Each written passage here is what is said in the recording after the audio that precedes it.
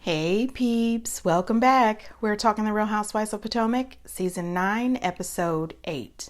Hey, before we get into the video, please do me the honors of subscribing to my channel, hitting the notification bell so you can always be notified when I post new content, hitting the thumbs up because that does wonders for my channel, and share. Thanks. All right, you guys, so this episode starts out with another event for GNA. And I've had about enough of GNA's events. I don't know. Get down in the comments. What do you guys think? I can't be mad. If I was Ashley and Giselle and I was on a national television program, actually it's an international television program, I would absolutely promote my business the same way Bethany promoted Skinny Girl and all the rest of the ladies promote all of their other products. So I can't blame them for that. However, they did say that they have rebranded. I said, you just came out last year. But anyway, they have rebranded. They are not just selling athletic wear. They are also doing health and fitness. And they were having a new showcase. Stacy shows up and she brings TJ. TJ is too much for me. I feel as if TJ is just on here to be seen. I think that his acting career is kind of lagging and he's using Stacy just to be on national TV. That's what I think. Wendy shows up and she says the same thing that I was thinking. She is completely confused out of what the hell Giselle and Ashley are doing. She said that the only thing that was good at that fashion show last year was the crab.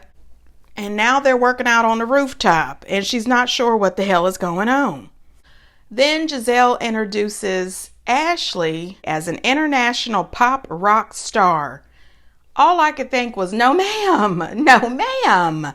This is getting to be ridiculous. It really is. All the rest of the girls were thinking the same thing. What? Pop international rock star? What?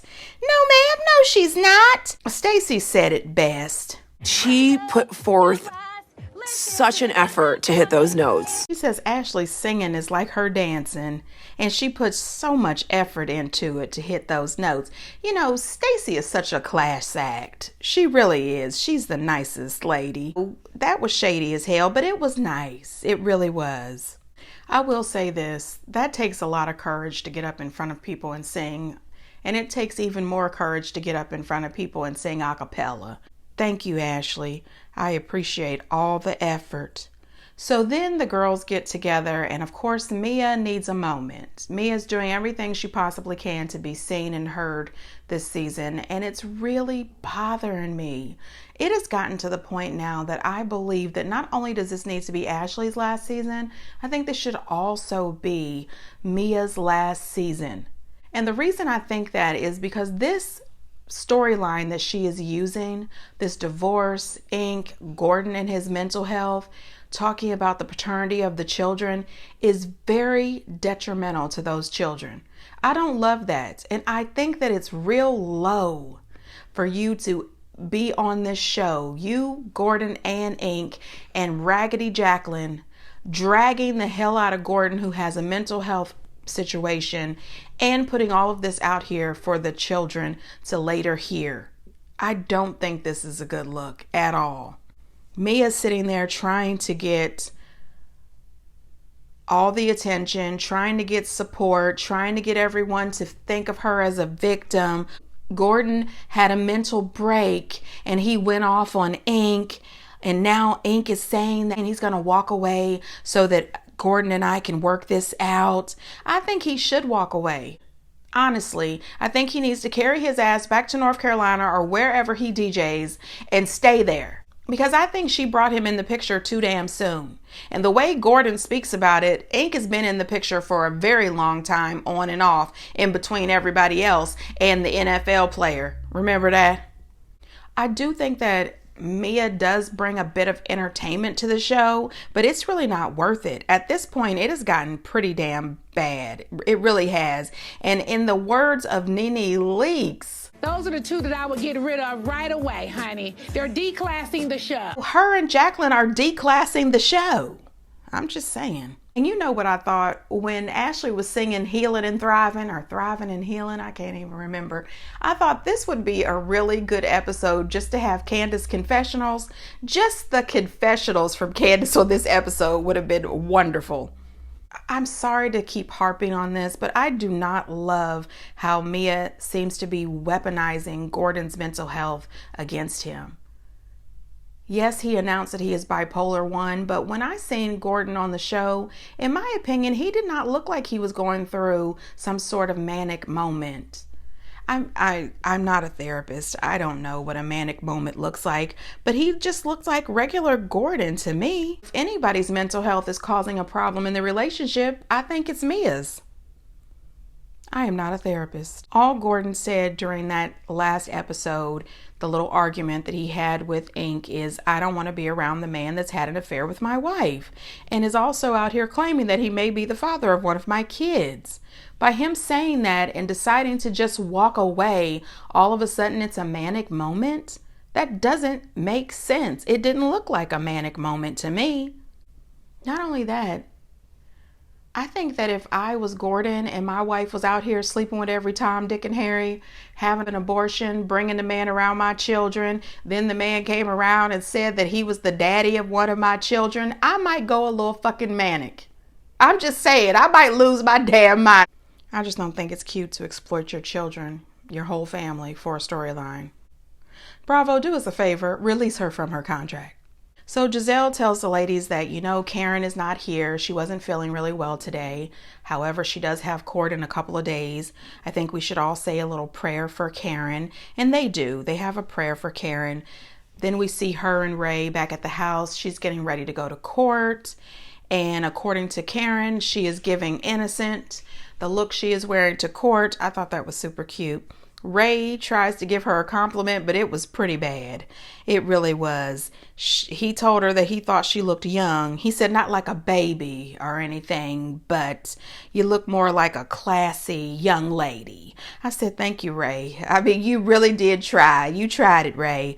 Karen says that she's really scared. She never thought that when she got to her triple 20 plus 1 that she would be in a position like this. And I said, I never thought I would refer to somebody as triple 20 plus 1.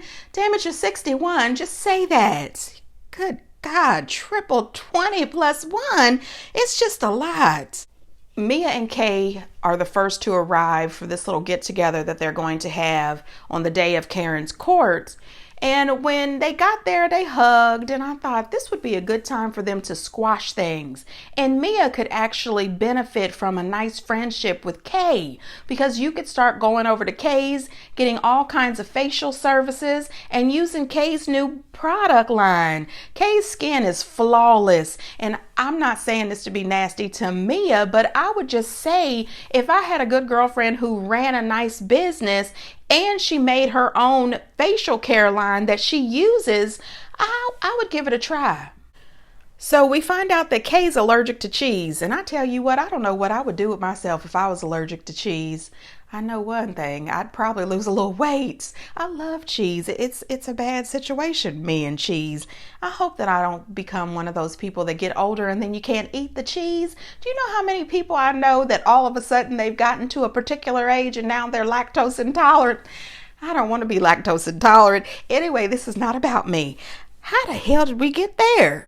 When the rest of the ladies show up, they look beautiful. They all look amazing. I personally was totally in love with Wendy's dress. I thought that dress was beautiful, but I don't know if it really was. I have zero fashion sense, but I did love it. We find out that her case was postponed. And then later when we see her talking to her lawyer, it seems that that's what they wanted. That's the direction that he wanted to go in. I think it's probably because he needed a little more time to get all their ducks in a row to figure out exactly what they were going to do. So, Wendy makes a statement where she said that she talked to Eddie, and I love Eddie. He's a legal eagle. So she talked to Eddie, and Eddie told her that all things are on the table. She could get probation. She could get jail time. She could get a fine. She could get house arrest. All things are on the table. So this is serious. But another thing that Wendy said that I thought was extremely real is she said, I am definitely a loyal friend. I am here for my friends. But if she gets found guilty of doing something that could have hurt another person, that's a whole different ball game. And that's true. And I've said that before. Karen has got to get a handle on herself.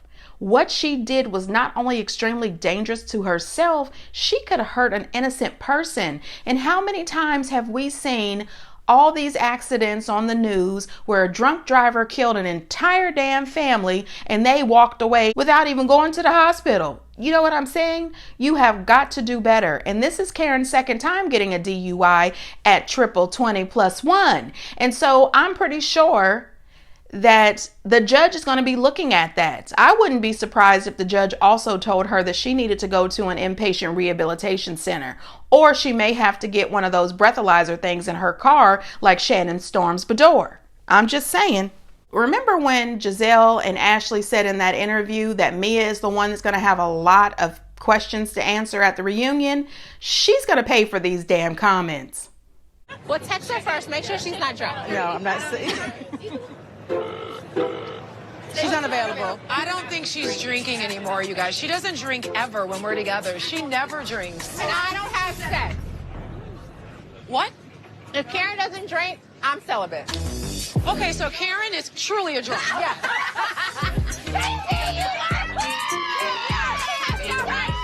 Did she say Karen's a drunk? You're going to be okay. See, you could tell right then that Kay and Wendy, they did not appreciate it. They did not appreciate those comments. And I'm pretty sure that Kay is probably the one that's going to go back and tell Karen everything that was said. Mia knows better than that bullshit. And I think that Mia wasn't bright enough to realize that Stacey was laughing at you, you clown. She was calling you pretty much a hoe. She does not think that Karen is a drunk. Well, at least I don't think she does. We get back to Ashley's house, and I'm going to tell you right now, I don't give a damn. First of all, I'm still upset about her having her kids up on the countertop. First of all, I'm not eating that cake. I do appreciate it. They are adorable children. The cake was pretty. But they should not be on the countertop.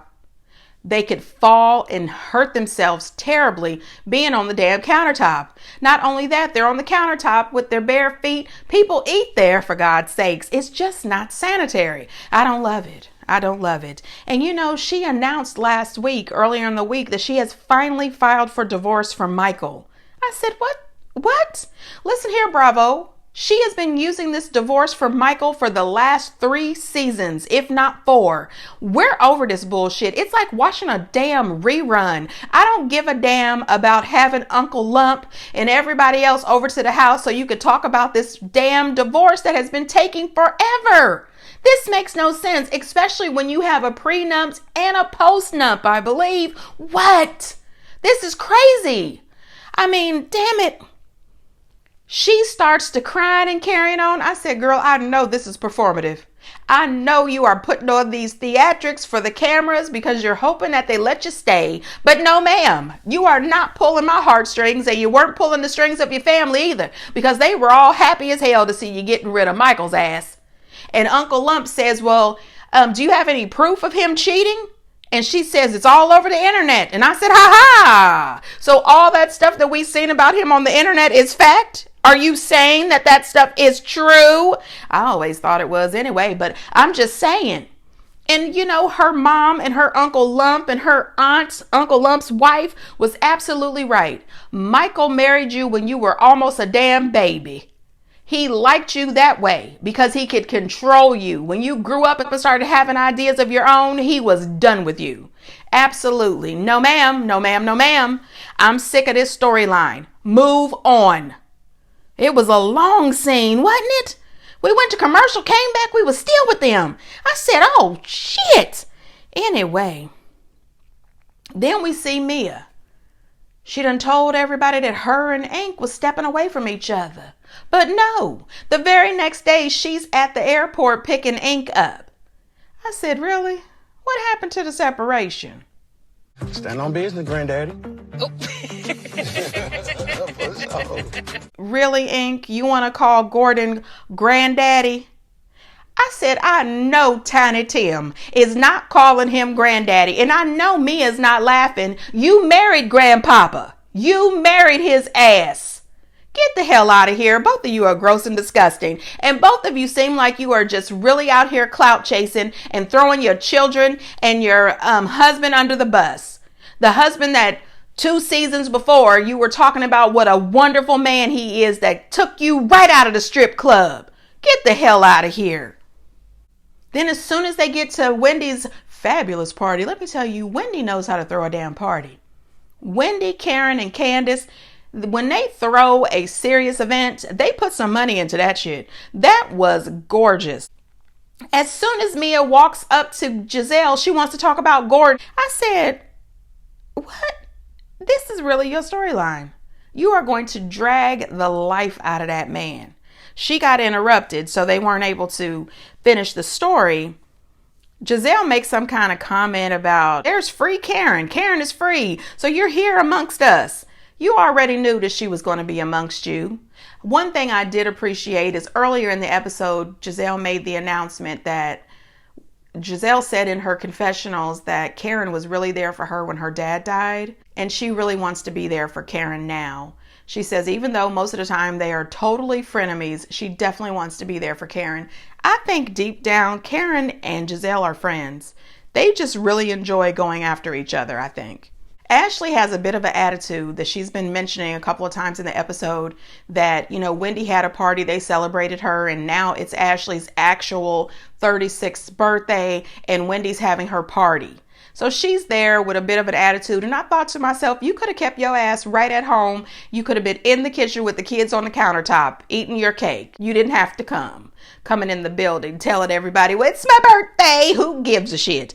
I would also like to say that Ashley is so brave. She was there wearing a blazer with nothing under it. I said, is that taped to your boobies? Because that's dangerous. That's dangerous. The whole party could see your business if a steep wind comes through, y'all right on the water. Mia decides that this is a good time to approach Wendy's mama. Yes, And yes. you said, is that Wendy's mother? Yes, yes, yes. That's not your mama, is it?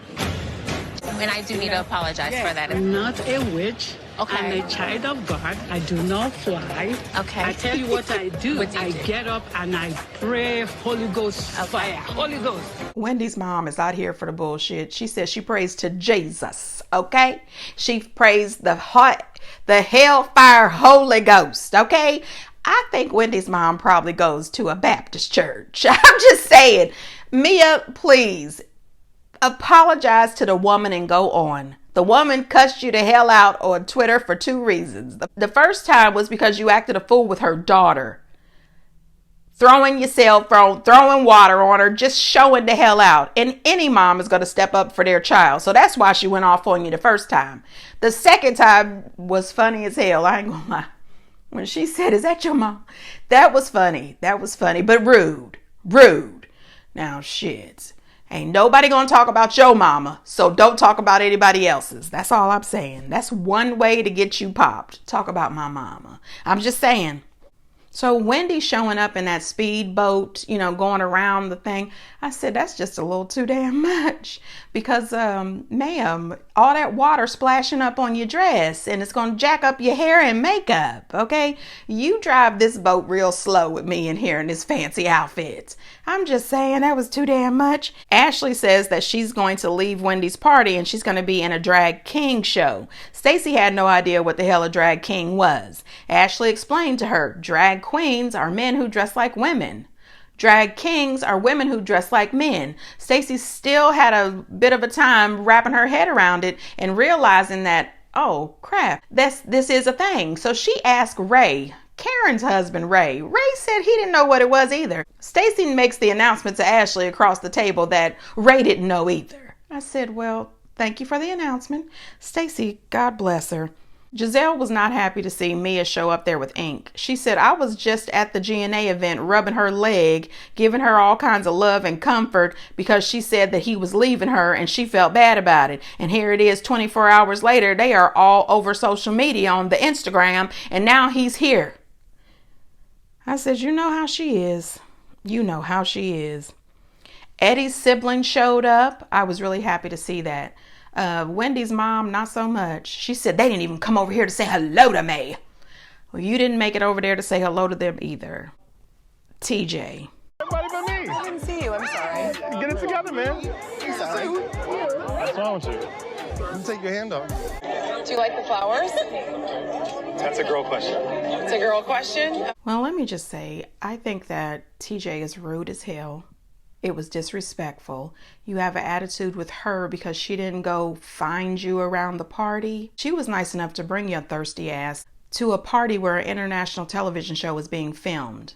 You can go on about your business while she does her job. She's working the damn room. She's working the party. You are a grown-ass man, and this reaction sucked. TJ is an absolute clown who threw a tantrum at a social event. I don't play like that. I only accept tantrums from people who are under the age of 5. Anybody over 5, we're going to have a sit down, a little face to face. And I'm going to let you know that this is very unbecoming and I'm not going to deal with it. And that whole don't touch me or get your hands off me, whatever it was he said, boy, that would have really set me off. And then the whole flower question, that's a girl question. What? That made absolutely no sense. What? Did anybody else think that was ridiculous? Stacey, I'm going to tell you this. I think that TJ believes that he's doing you a favor. I don't think that he sees you as anything other than a friend. I don't think that he is sexually attracted to you in any way. That behavior was absolutely terrible. And I would say to you, run. Seriously, because you are definitely not going to tell me to get it together, man. Get your hands off me. No. We would never speak after that.